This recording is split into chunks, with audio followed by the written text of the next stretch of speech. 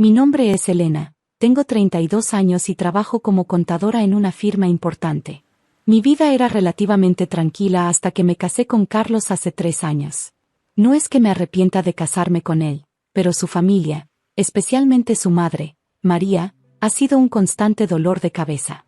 Todo comenzó cuando Carlos y yo decidimos comprar nuestra primera casa. Yo había estado ahorrando durante años, mucho antes de conocer a Carlos. De hecho, tenía casi el 80% del valor de la casa en mis ahorros. Carlos aportó el resto, y decidimos ponerla a mi nombre ya que yo había contribuido con la mayor parte. María nunca estuvo de acuerdo con esto. ¿Cómo puede ser que la casa esté a tu nombre? Mi hijo es el hombre de la familia, solía decir en las reuniones familiares. Carlos intentaba explicarle que fue una decisión mutua, pero ella siempre murmuraba algo sobre cómo las nueras modernas están manipulando a sus hijos. La tensión aumentó cuando quedé embarazada.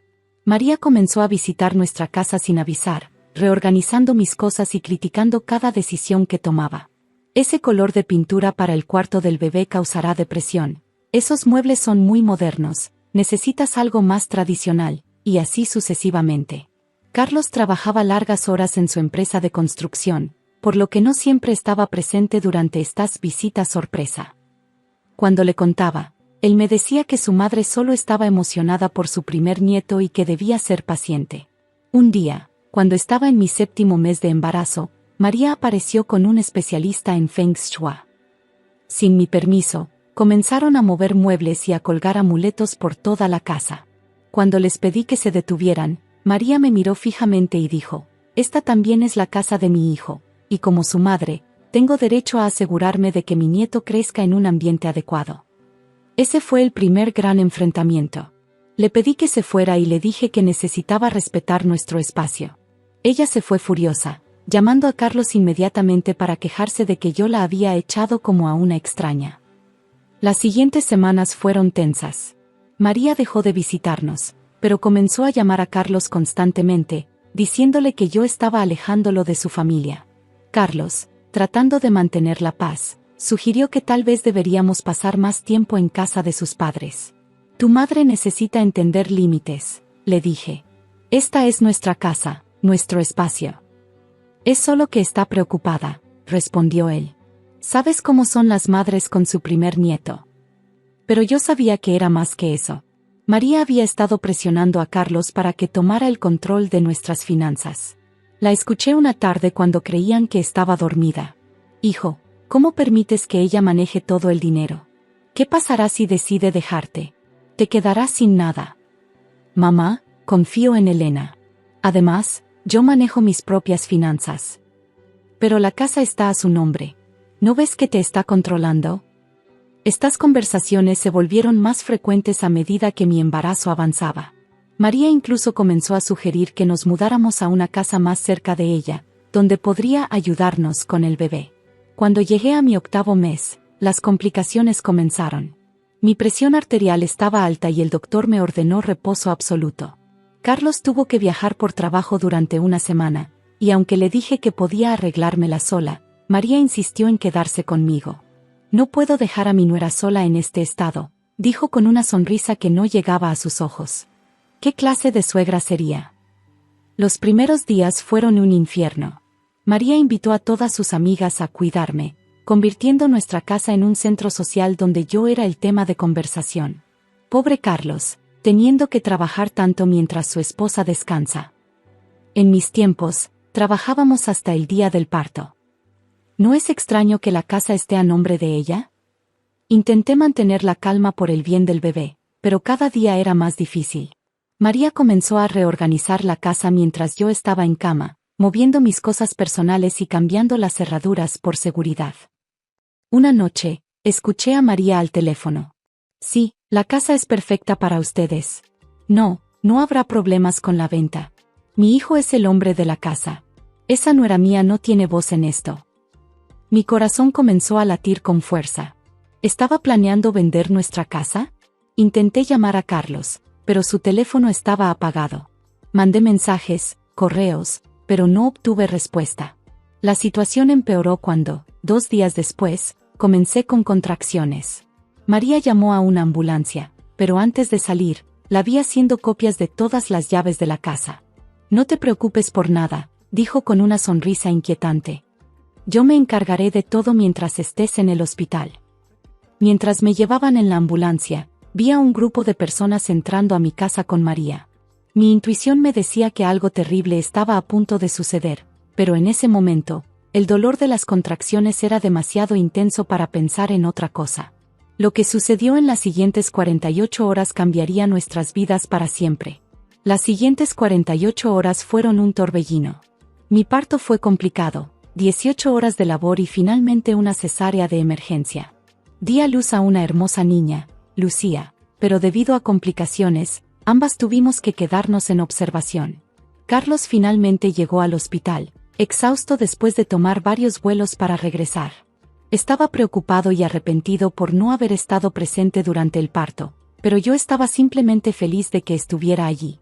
¿Cómo está la casa?, pregunté débilmente mientras sostenía a nuestra hija. No he ido todavía, respondió. Vine directo del aeropuerto. Mamá dice que todo está bien. Algo en su tono me inquietó. ¿Qué más dijo tu madre? Carlos se removió incómodo. Bueno, dice que ha encontrado una casa más grande cerca de ella. Dice que sería mejor para el bebé. Carlos, lo interrumpí. Tu madre estaba haciendo llamadas sobre vender nuestra casa mientras yo estaba en reposo. Su rostro palideció. Debe ser un malentendido. Mamá nunca. En ese momento, su teléfono sonó. Era María. Hijo. Excelentes noticias. Ya tenemos compradores. Firmaron todo esta mañana. Podremos usar el dinero para el depósito de la nueva casa cerca de nosotros. Tu padre incluso ofreció el cuarto de huéspedes mientras tanto. El rostro de Carlos se transformó en horror mientras ponía el teléfono en altavoz. Mamá, ¿de qué estás hablando? ¿Qué compradores? Los Ramírez, ¿recuerdas? Los amigos de tu tía Julia. Les encantó la casa y firmaron inmediatamente. Les dije que podrían mudarse la próxima semana. Me incorporé en la cama del hospital, ignorando el dolor de la cesárea. No pueden vender la casa. Está a mi nombre. Hubo un momento de silencio, y luego María rió. Oh, querida, ¿sigues con eso? Carlos es el hombre de la casa. Además, ya está hecho. Los documentos están firmados. ¿Qué documentos?, preguntó Carlos, su voz temblando. Los que encontré en tu escritorio, hijo. Tu firma estaba en ellos, así que los usé. Era lo mejor para la familia. Mi corazón se detuvo por un momento. En el escritorio de Carlos guardábamos documentos importantes, incluyendo... Mamá, dijo Carlos lentamente, ¿esos documentos tenían el logo del banco en la esquina? Sí, esos mismos. Muy conveniente que ya tuvieran tu firma. Carlos se dejó caer en la silla junto a mi cama. Esos eran los documentos de nuestro préstamo personal, no tenían nada que ver con la casa. Mamá, acabas de cometer fraude, dijo Carlos, su voz apenas un susurro. No digas tonterías. Soy tu madre. Solo estoy cuidando de mi familia. En ese momento, una enfermera entró para revisar mis signos vitales. Mi presión estaba por las nubes. Lo siento, pero necesito que todos salgan, dijo firmemente. La paciente necesita descansar. Carlos apagó el teléfono a pesar de las protestas de su madre. Se veía devastado. Elena, lo siento tanto. Yo. Llama a nuestro abogado, dije mientras la enfermera me administraba un calmante. Ahora. Las siguientes horas fueron un caos. Nuestro abogado, el señor Vega, llegó al hospital esa misma tarde. Después de revisar la situación, su expresión era grave. Esto es fraude documentario, explicó. Tu madre falsificó documentos de venta usando firmas de otros documentos. Es un delito serio. ¿Qué podemos hacer?, preguntó Carlos. Ya contacté a la policía y al notario. La venta es completamente inválida. Los compradores tendrán que ser notificados. Mientras discutíamos los detalles legales, María irrumpió en la habitación del hospital. ¿Cómo te atreves a llamar a un abogado? Soy tu madre, Carlos. Todo lo que hago es por tu bien. Señora, intervino el señor Vega, le sugiero que se retire y busque representación legal. Lo que ha hecho es un delito grave. ¿Delito? Esta casa advenediza les ha llenado la cabeza de tonterías. Carlos, ¿vas a permitir que me traten así? Carlos, por primera vez en nuestra relación, se mantuvo firme. Mamá, intentaste vender una propiedad que no era tuya usando documentos falsificados. Esto no es cuidar de la familia, es un crimen. María se volvió hacia mí, sus ojos llenos de veneno. Tú has vuelto a mi hijo contra mí. Esto no se quedará así. Cuando intentó acercarse a mi cama, 2 guardias de seguridad del hospital entraron. El señor Vega los había llamado previendo una situación así. Señora, necesita retirarse ahora, dijeron mientras la escoltaban fuera. Esto no ha terminado, gritó mientras la sacaban. Una verdadera familia no necesita abogados. Después de que se fue, el silencio en la habitación era ensordecedor. Carlos sostenía a nuestra hija, lágrimas corriendo por sus mejillas. Elena, no es tu culpa, dije suavemente. Pero las cosas tienen que cambiar. El señor Vega se aclaró la garganta. Hay algo más que deben saber. Los compradores son primos de María. Esto parece haber sido planeado. Carlos cerró los ojos, devastado. ¿Cuánto tiempo podría ir a prisión mi madre por esto? De 2 a 5 años. Pero hay algo que podemos hacer. El señor Vega nos explicó que podíamos presentar cargos formales contra María, o llegar a un acuerdo extrajudicial que incluyera ciertas condiciones. Tu madre necesita entender que sus acciones tienen consecuencias, explicó. Pero también entiendo que es familia. Miré a Carlos, sosteniendo a nuestra pequeña Lucía. A pesar de todo, no quería que nuestra hija creciera sabiendo que su abuela estuvo en prisión. ¿Qué tipo de acuerdo sugieres?, pregunté. Primero, una orden de restricción temporal. María no podrá acercarse a su casa ni contactarlo sin permiso previo. Segundo, terapia obligatoria. Ella necesita ayuda profesional. Tercero, una declaración legal firmada admitiendo lo que hizo y renunciando a cualquier reclamo sobre la propiedad. Carlos asintió lentamente. Es justo. Pero conociendo a mi madre. Como si fuera una señal, mi teléfono vibró con un mensaje. Era del padre de Carlos. Elena, María está destrozada. Dice que solo quería mantener a la familia unida. Por favor, no presenten cargos. Haremos lo que sea necesario. Mientras considerábamos nuestras opciones, la situación se complicó aún más. Los compradores, los primos de María, comenzaron a amenazar con demandar por incumplimiento de contrato. Claramente, estaban en el plan desde el principio. El señor Vega sonrió. Déjenlos intentarlo. Solo se estarían incriminando en el fraude. Los días siguientes fueron intensos. Mientras me recuperaba en el hospital con Lucía, Carlos y el señor Vega manejaron la situación legal. María finalmente aceptó nuestras condiciones cuando se dio cuenta de que la alternativa era la cárcel.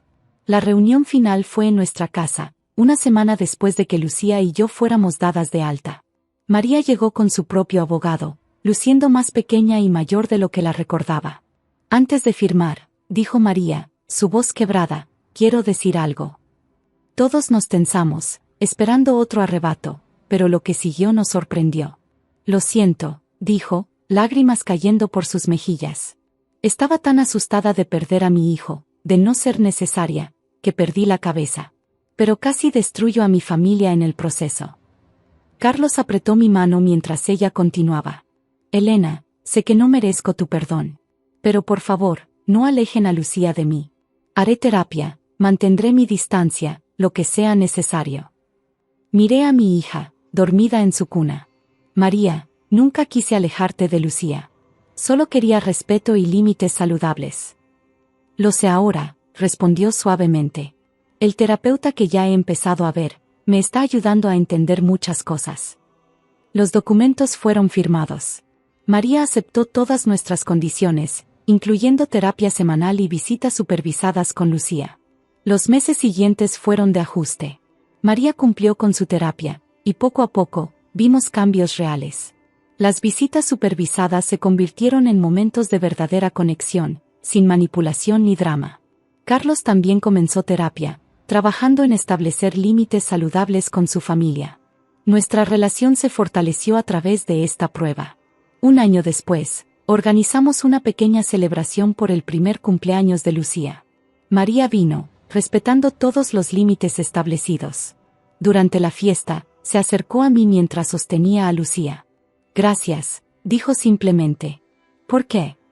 Por no enviarme a prisión cuando lo merecía. Por darme la oportunidad de ser una mejor abuela y madre. Por enseñarme que el amor familiar no significa control. Lucía extendió sus bracitos hacia ella, y por primera vez, no sentí ansiedad al ver a María sostener a mi hija. Las segundas oportunidades son importantes, respondí. Pero las terceras no existen. Ella asintió, entendiendo completamente. Hoy, 3 años después, nuestra familia está en un lugar mucho mejor. María mantiene sus límites, y genuinamente disfruta su rol como abuela sin tratar de controlar todo. Carlos y yo tenemos un segundo bebé en camino, y esta vez, las cosas son diferentes. La casa sigue siendo mía legalmente, pero se siente verdaderamente como un hogar familiar. María viene a visitarnos regularmente, siempre llamando antes y respetando nuestras reglas. A veces, las peores crisis nos llevan a los cambios más necesarios. Nuestra familia casi se destruyó, pero en su lugar, se reconstruyó más fuerte, más saludable y más feliz.